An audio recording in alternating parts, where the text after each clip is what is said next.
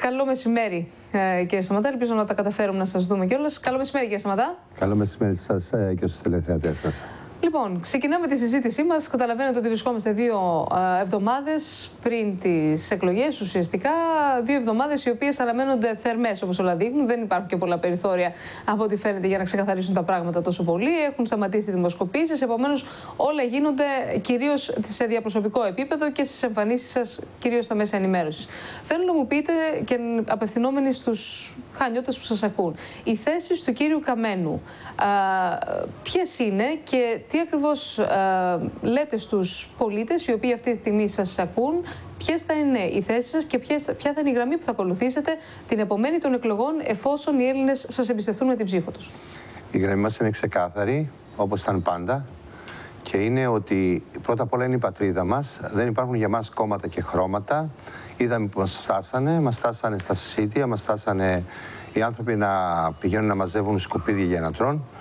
Αυτοί οι άνθρωποι που τώρα ζητάνε την ψήφο μας και μας λένε ότι θα μπαλώσουν λίγο τα πράγματα. Εμείς είμαστε ξεκάθαροι ότι όλοι οι Έλληνες μαζί μπορούμε να βοηθήσουμε τη χώρα και το λαό μας. Ο λαός μας αξίζει πολύ περισσότερα, είναι περήφανος λαός και δεν μπορούμε να αφήσουμε σε αυτούς τους ανθρώπους τη συνέχιση τις τύχες του λαού δηλαδή και της πατρίδος. Πιστεύουμε ότι εμείς μπορούμε να κάνουμε πολλά πράγματα.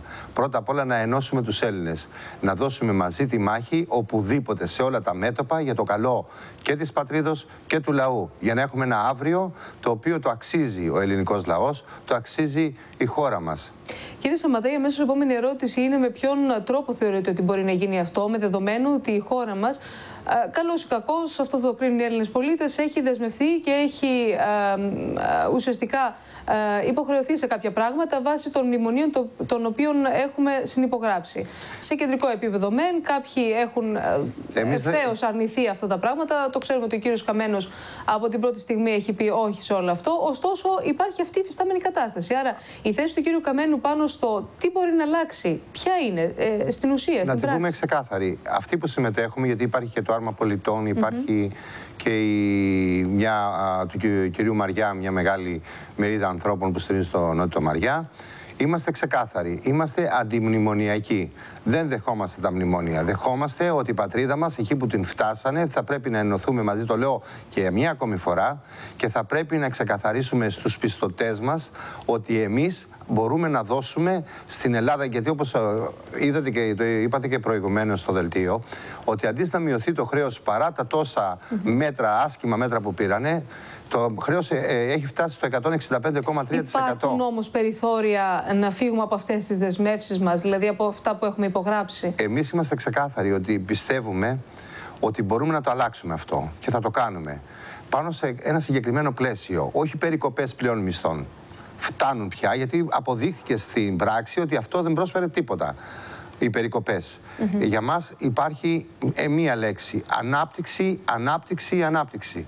Τίποτε άλλο. Δεν προσφέρει τίποτα. Όσον αφορά η θέση του κόμματος, όσον αφορά την ευρωπαϊκή προοπτική της χώρας μας, ποια είναι? Δηλαδή, βλέπετε την Ελλάδα παρά τα όσα συμβαίνουν μέσα στην Ευρώπη, μέσα στην κοινότητα? Εμείς είμαστε ξεκάθαροι. Εμείς είμαστε υπέρ της Ευρωπαϊκής Ένωσης, μια Ευρωπαϊκή Ένωση όμως των λαών και όχι των τραπεζιτών, όχι των τοκογλύφων, όχι των ανθρώπων αυτών που έφτασαν την Ελλάδα, και τη φταίνε και οι Έλληνες πολιτικοί που μέχρι σήμερα, αυτοί στα τελευταία 38 χρόνια, έχουν φέρει την Ελλάδα σε αυτή την κατάσταση. Δεν είναι η Ελλάδα στο χείλος του γκρεμού, είναι μέσα στον γκρεμό.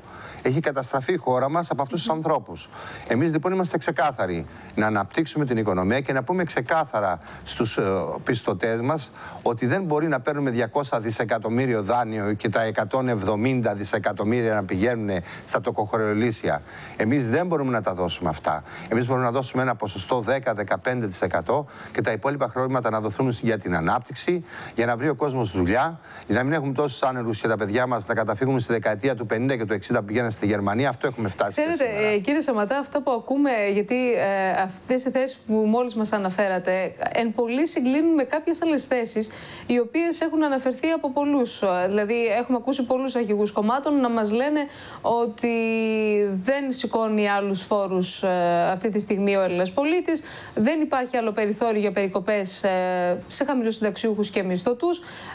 Αυτή η σύγκληση κατά κάποιο τρόπο θέσεων σημαίνει ότι σε ένα ενδεχόμενο που σας ζητηθεί συνεργασία αυτή θα την παρέχετε? Ναι, σε αυτούς όμως τους ανθρώπους που συμφωνούμε και είναι κατά του μνημονίου. Μόνο με αυτούς. Και ο Πάνος ο Καμένος έτσι ξεκίνησε. Κοίταξε την αριστερή πλευρά της Βουλής, το κέντρο, τους πάντες και τους ζήτησε συμπόρευση. Έτσι τους είπε, όλοι μαζί για την πατρίδα μας. Εμείς αυτό πιστεύουμε. Σε αυτούς που συμφωνούν μαζί μας, να είμαστε μαζί, έγιναν μεγάλες προσπάθειες και όπως είδατε το κόμμα μας και αυτό το που κατεβαίνουμε αυτή τη στιγμή στις εκλογές είναι με τρεις, και με τον κύριο Μαριά και με τον Γιάννη τον Δημαρά, με το Πανελλήνιο Άρμα Πολιτών. Προσπαθούμε να συμπλέψουμε και από ό,τι βλέπω ο κόσμος αυτό το αγκαλιάζει πάρα πολύ για να πάμε για την πατρίδα μας. Και είμαστε ανοιχτοί σε αυτούς που είναι μαζί με εμάς, με αυτές τις απόψεις που έχουμε κι εμείς. Για χάνη διαλόγου, πολλοί θα θεωρήσουν ή θα αναρωτηθούν ότι ο κύριος Καμένος όλο το προηγούμενο διάστημα σε παλαιότερα κυβερνητικά σχήματα, σε παλαιότερες κυβερνήσεις, ήταν μέλος όλου αυτού του συστήματος εντός εισαγωγικών που κατά πολλούς μας έχει οδηγήσει ως εδώ. Τι παραπάνω μπορεί να δώσει, ποια είναι η εναλλακτική που δίνει και με ποια αιτιολογία ζητά την ψήφο του Έλληνα πολίτη? Θα σας απαντήσω. Ο κύριος Καμένος δεν λέει άλλα σήμερα και άλλα αύριο. Τον είδατε πεντακάθαρα και είπε τα πράγματα με το όνομά τους. Ότι η πατρίδα μας χρειάζεται. Χρειάζεται όλους, δεν περισσεύει κανείς και όλοι μαζί πάμε για το καλό της πατρίδας μας. Αυτό είναι το σύνθημά μας. Ξεκάθαρα πράγματα.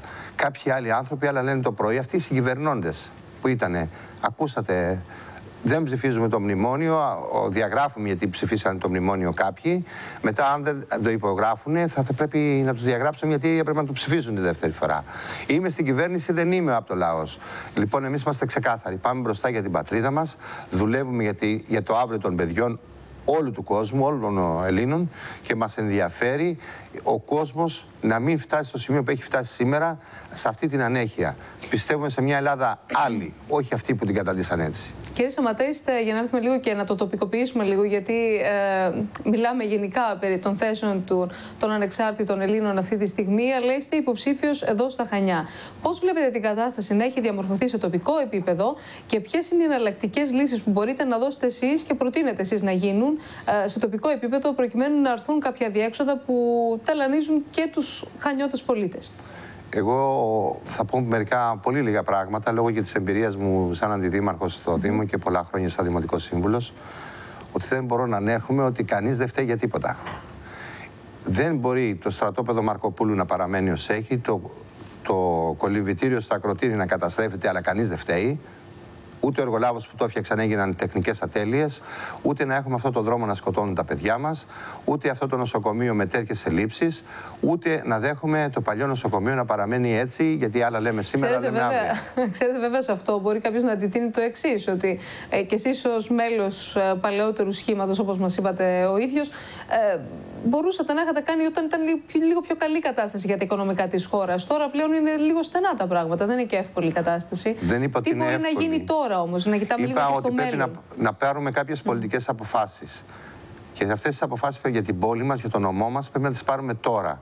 Δεν μπορεί να συνεχιστεί η κατάσταση αυτή. Ούτε ο δρόμος δεν μπορεί να συνεχίσει να είναι έτσι. Κάθε μέρα σκοτώνονται παιδιά. Του κάθε μιανού τα δικά μας τα παιδιά κινδυνεύουν. Αλλά και δεν μπορούμε να θέλουμε τουρισμό σε αυτή την κατάσταση που είναι αυτή τη στιγμή. Το δίκτυο το οδικό στην πόλη μας, στο νομό μας, στην Κρήτη εξ ολοκλήρου, δεν μπορούν αυτή τη στιγμή να υπάρχουν αυτά τα ελλείμματα που υπάρχουν στο νοσοκομείο Χανίων, και με μια προσωπική εμπειρία που είχα πολύ άσχημη, το ξανατονίζω, να κινδυνεύει ένα παιδάκι γιατί δεν είχαμε χώρο να το πάμε. Γιατί δεν είχαμε τη δυνατότητα να το βάλουμε στην εντατική. Γιατί δεν έχουμε τίποτα στην πόλη μας. Αυτά τόσα χρόνια μας κοροϊδεύουν. Δουλεύω στον χώρο της υγείας, δεν μπορεί να συνεχιστεί αυτή η κατάσταση. Δεν μπορεί να έρχεται ο άνθρωπος να του γράψουμε στα φάρμακα, δεν μπορεί να είναι αυτός ο ΕΟΠΗ.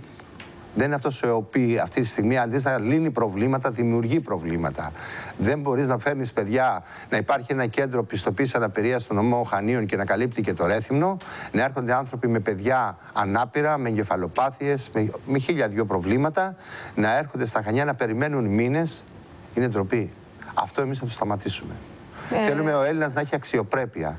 Αυτό και θα πρέπει να είναι περήφανος για την Έλληνα. Είναι κοινή συνισταμένη όλων των πολιτών. Θέλω να πιστεύω ότι θέλουν το καλύτερο για τον τόπο τους και αυτές οι εκλογές ήταν μια ευκαιρία για να γίνει αυτό, μια λαμπρή ευκαιρία για να γίνει αυτό και να διατυπώσουν την άποψή τους. Πιστεύετε ότι αυτή η συσσωρευμένη οργή που υπάρχει, γιατί υπάρχει οργή, μη γελιόμαστε, των Ελλήνων πολιτών, ίσως να είναι κακό σύμβουλος αυτή τη στιγμή για την χώρα μας και για την εκλογική διαδικασία? Εγώ πιστεύω ότι ο κόσμος είναι ώριμος, ξέρει, γνωρίζει πώς έχουν τα πράγματα και ήρθε η ώρα να τιμωρήσει αυτούς που τον έφτασε σε αυτό το σημείο. Είναι ώριμος. Υπάρχει οργή, αλλά είναι δικαιολογημένη. Γι' αυτό. Μάλιστα.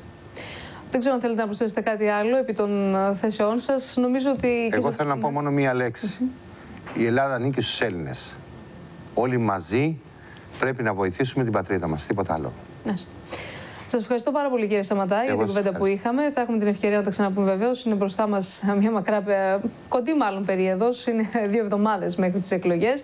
Θα έχουμε την ευκαιρία να τα ξαναπούμε σε επίπεδο προεκλογικό. Σας ευχαριστώ πάρα πολύ για την κουβέντα που είχαμε και σας εύχομαι καλή δύναμη, καλή συνέχεια. Καλά να είστε. Ευχαριστώ πολύ.